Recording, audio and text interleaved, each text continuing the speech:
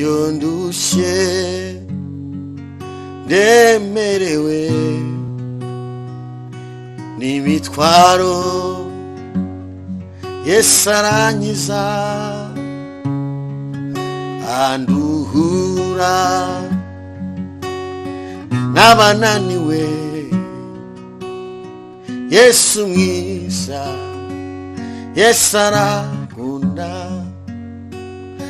iyo ndushye ndemerewe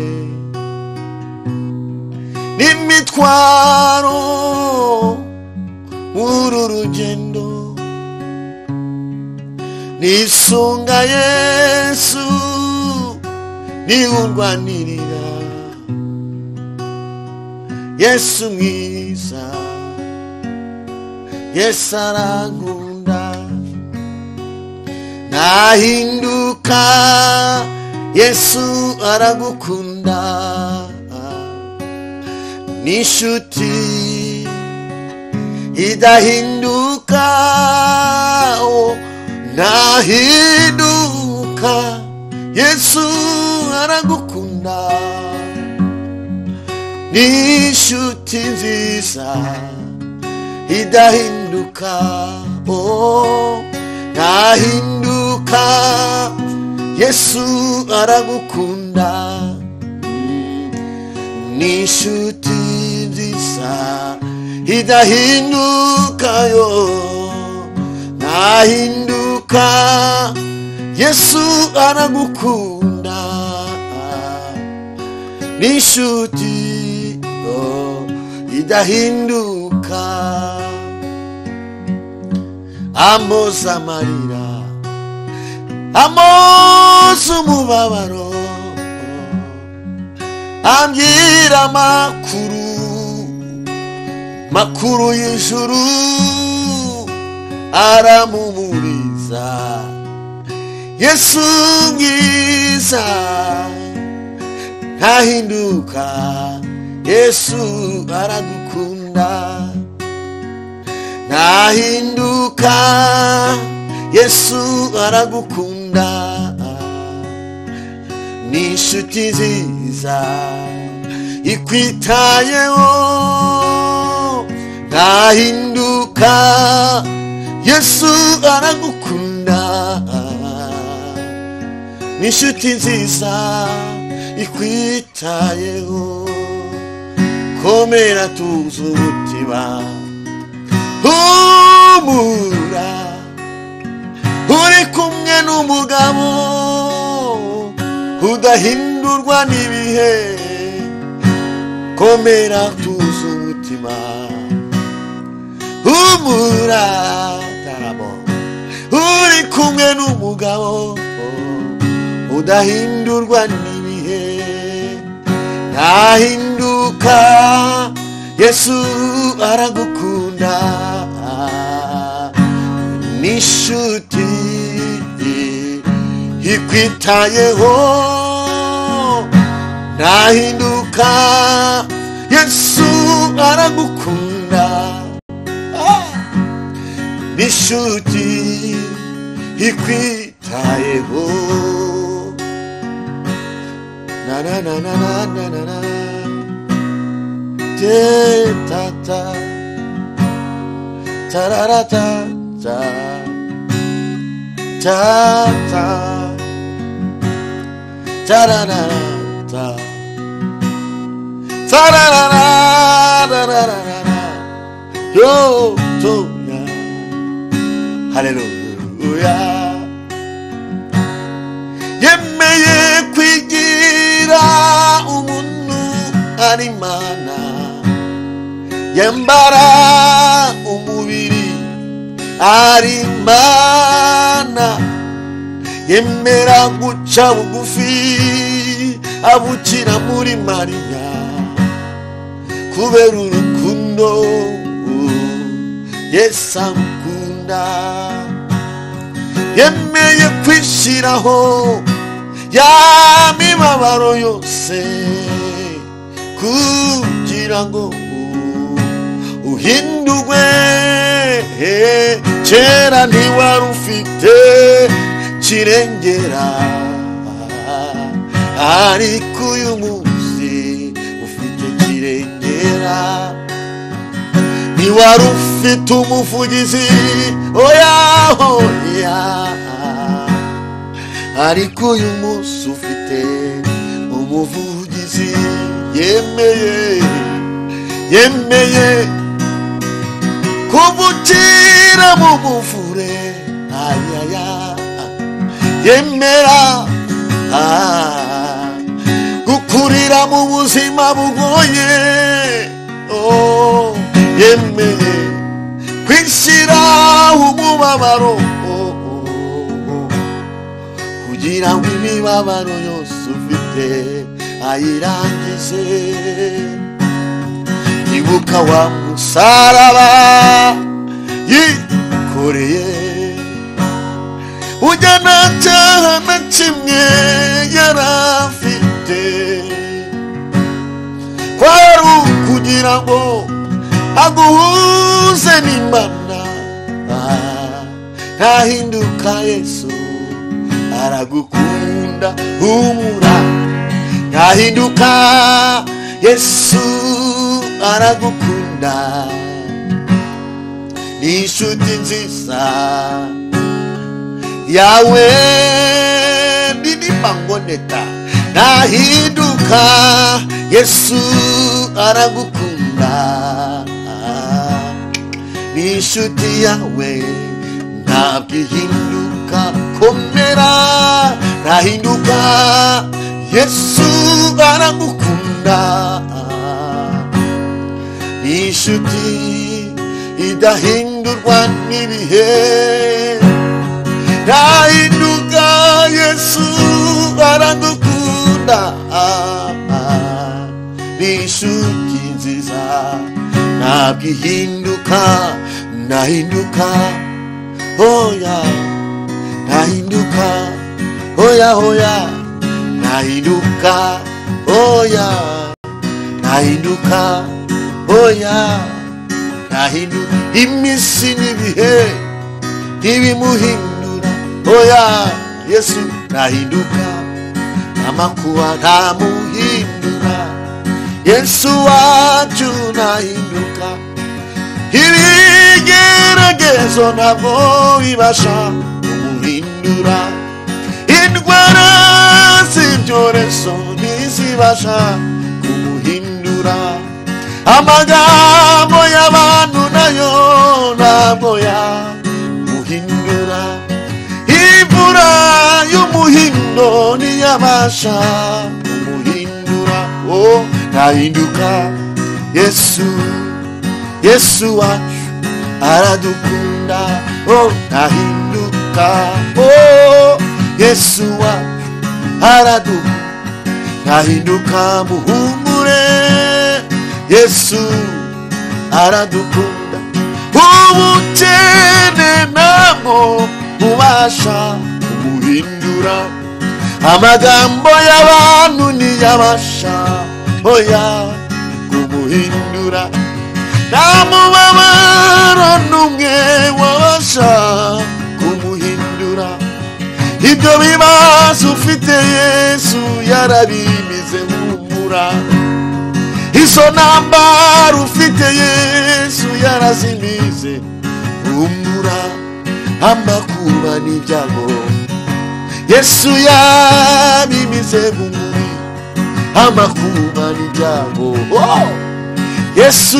yabimize humura nshuti y'Imana komera wikuka umutima wikagwa n'imisozi iri imbere yawe wikagwa n'ibyo ubona hariho uwagucunguye ntahinduka haraboneka siri ntahinduka Yesu vidikosini mando lade moyo tainemo nahinduka Yesu wa nahinduka Yesu wawe Imana ibahe umugisha kandi Yesu ntahinduka nta n'ikizamuhindura habe na gito. Yesu ntabwo ahinduka, yitwa Imana, ntabwo ajya ahinduka n'umunsi n'umwe. Yesu ntahinduka, icyakora abantu bahinduka, ariko Yesu we ntabwo ajya ahinduka. Imana ishimwe.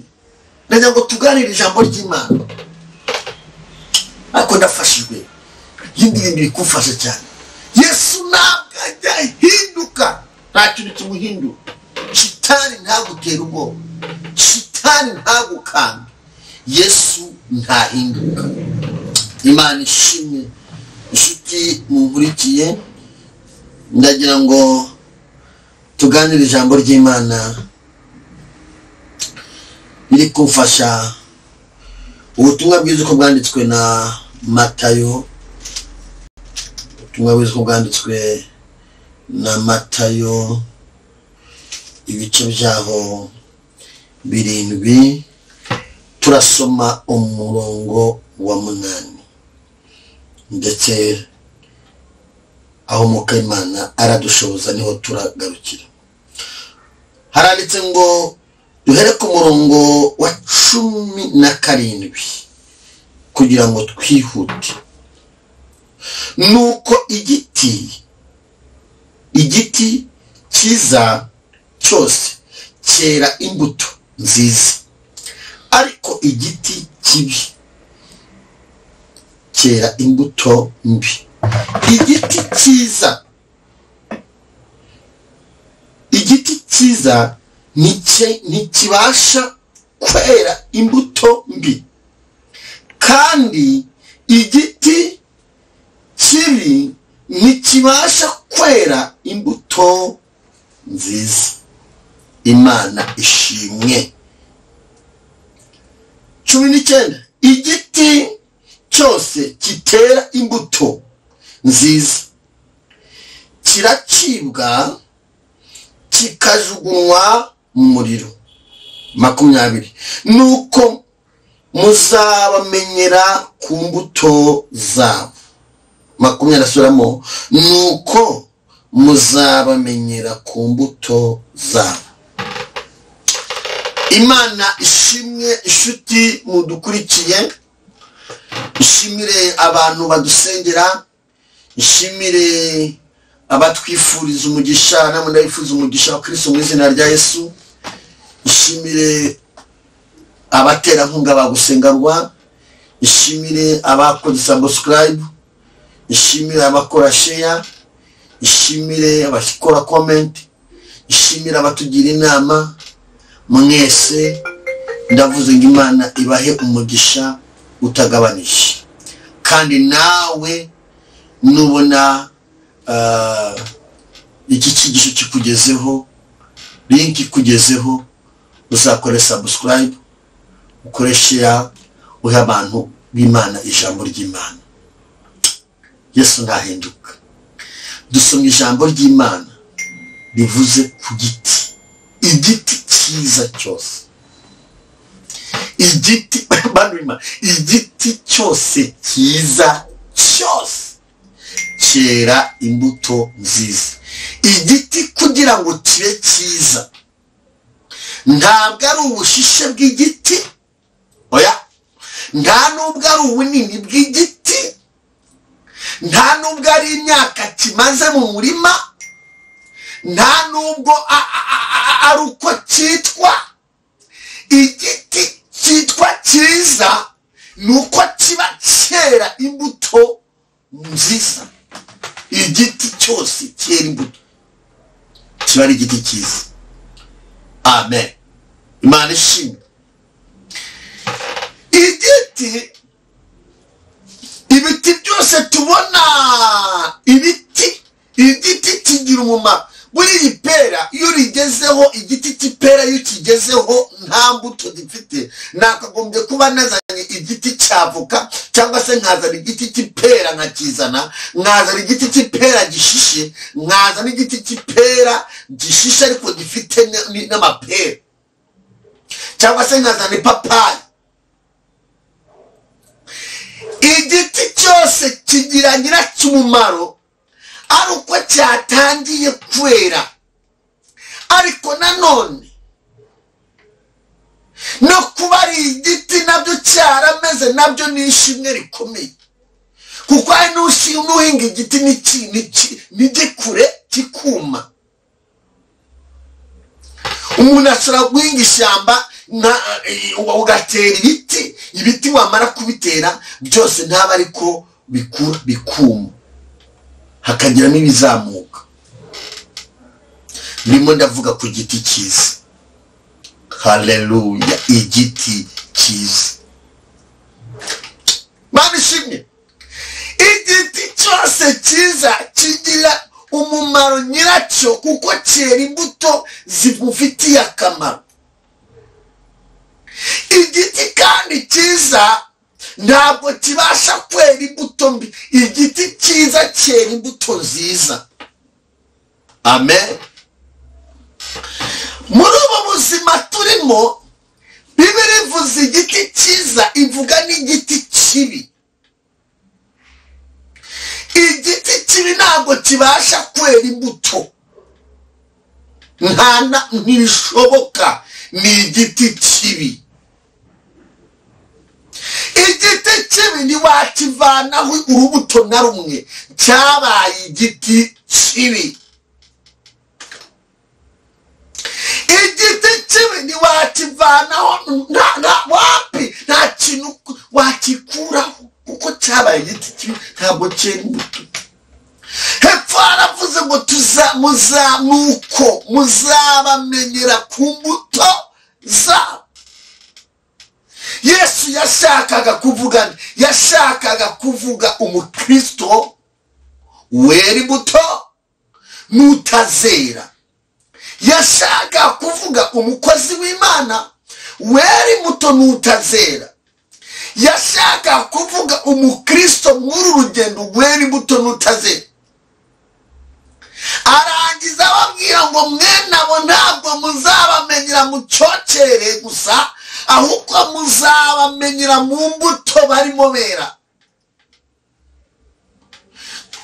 Umva nkubwire, kugira ngo usobanukirwe umukristo, kugira ngo usobanukirwe umukozi w'Imana, nta handi hantu uzamumenyera ni ku mbuto yakwereye, imbuto yera.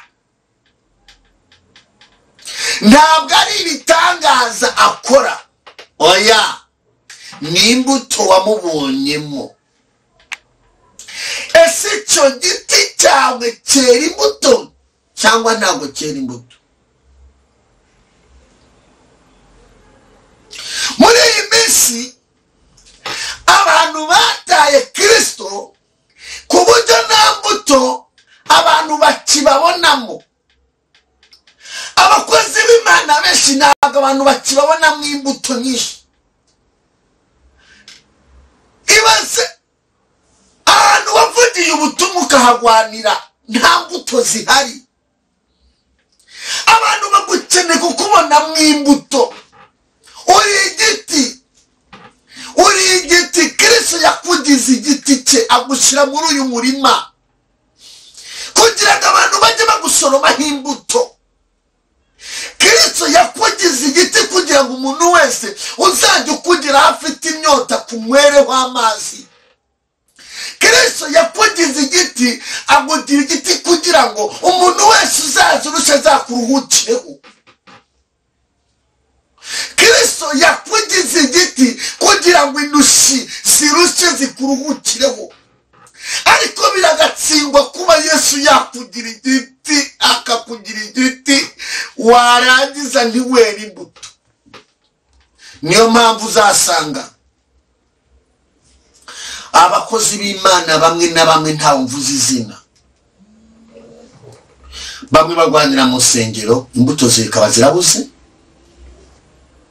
Bigeze naho basigaye barenga naho ngo bakajya kurwanira no hanze ku mugaragaro babireba abuze. Ariko ukwiye kuba igiti. Umukozi w'Imana arangwa n'imbuto. Umuntu wese wifuza kukugeraho yifuza kugusoromaho imbuto. yifuza kukugeraho, yifuza kugusoromamo imbuto.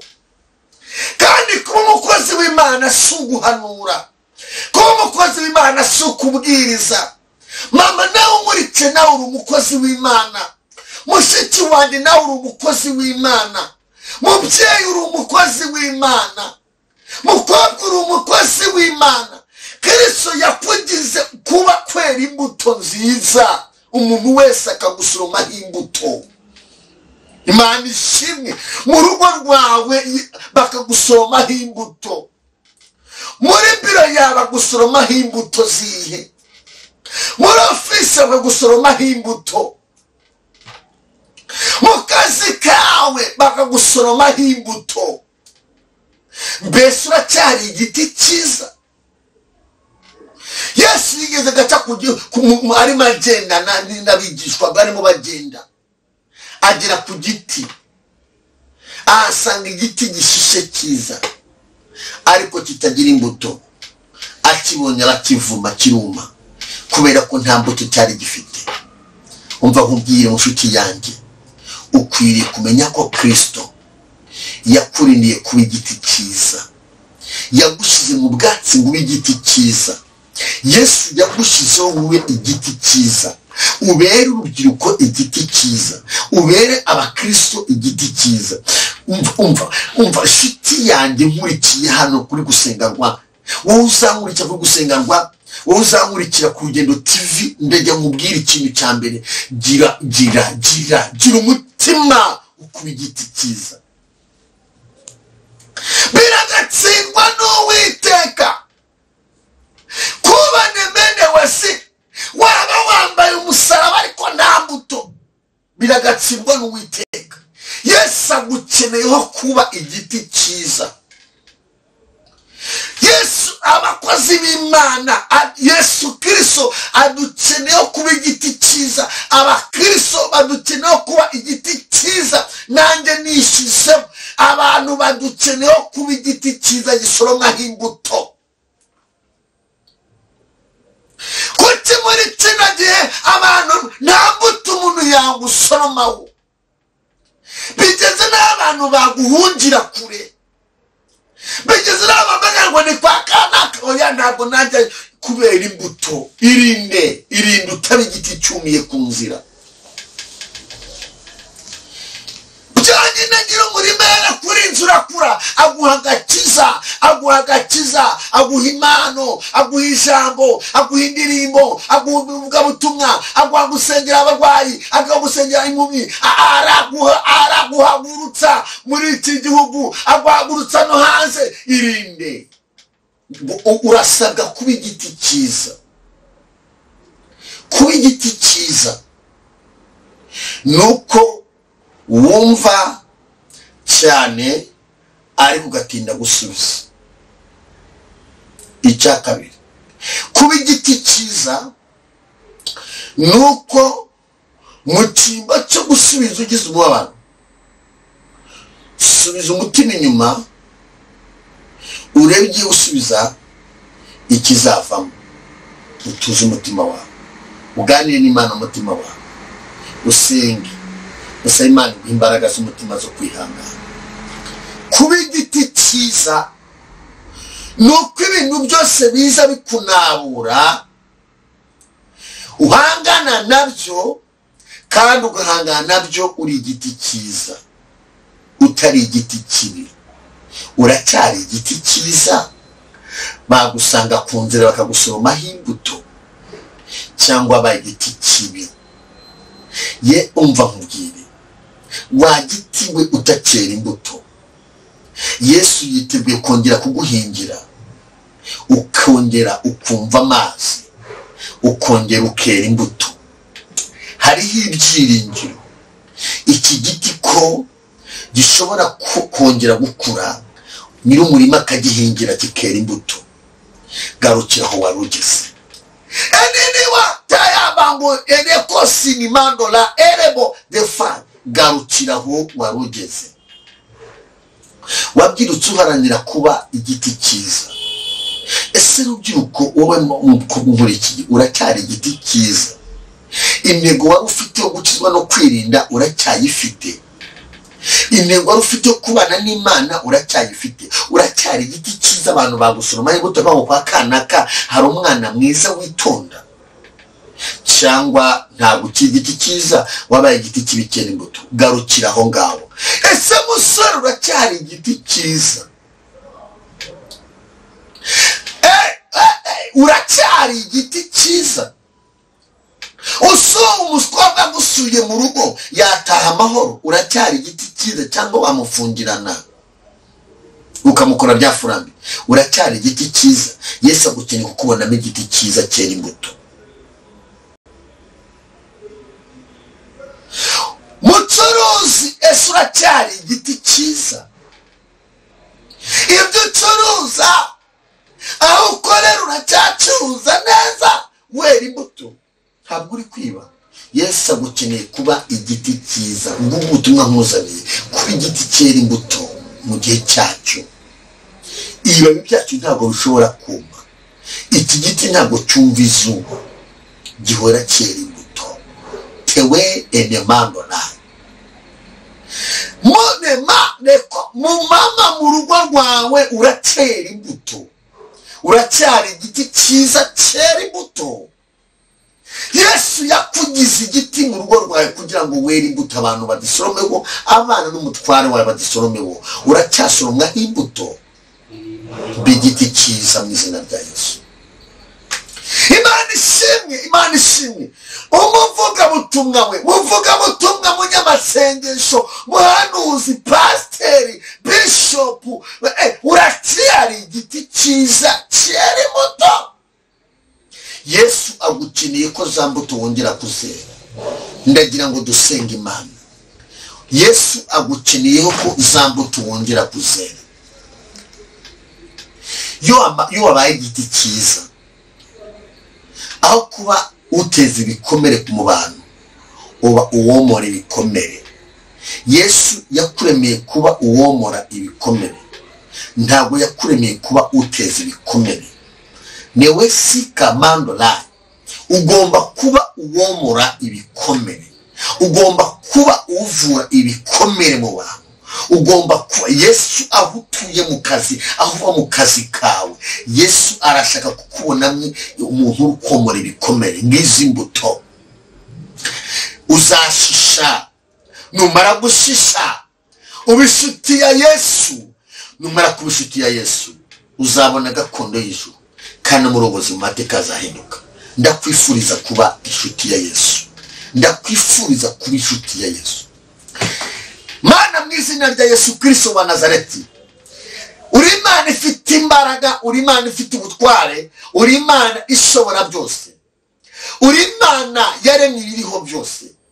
Dusomye ijambo rivuze ku giti, kandi dusanze igiti ari umuntu, kuko ijambo ryawe ryavuze ngo muzabamenyera ku mbuto zabo.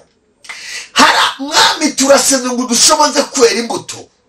Ushoboza ababyeyi kwera imbuto, ushoboza abagabo kwera imbuto, ushoboza abasore kwera imbuto, ushoboza abakobwa kwera imbuto, ushoboza abavugabutumwa kwera imbuto, ushoboza abanyamasengesho kwera imbuto, ushoboza abinginzi kwera imbuto, ushoboze buri muntu wese, ushoboza abakora mu kazi gasanzwe ka leta kwera imbuto. Buri muntu wese aba igiti cyiza bitewe n'aho wamushyize kuba igiti cyiza cy'umugisha. Mana urakoze kuri Imana ibikoze, kandi ubidushoboza Uwiteka. Hari ibintu byinshi byatuma tuba igiti gitera imbuto, ariko buri muntu wese ndamusenga umuha imbaraga zo kuba igiti cyiza. Urakoze Mwami kubikoze, mu izina rya Kristo wa Nazareti, amen. Imana ibaha umugisha, Imana ibashyigikire. Inshuti za Gusengerwa n'abari bankurikiye ku Rugendo TV mwese ndavuze ngo Imana ibaha umugisha. Mbifurize kuba igiti cyiza muri uyu mwaka. Imana ibageza. Bye bye.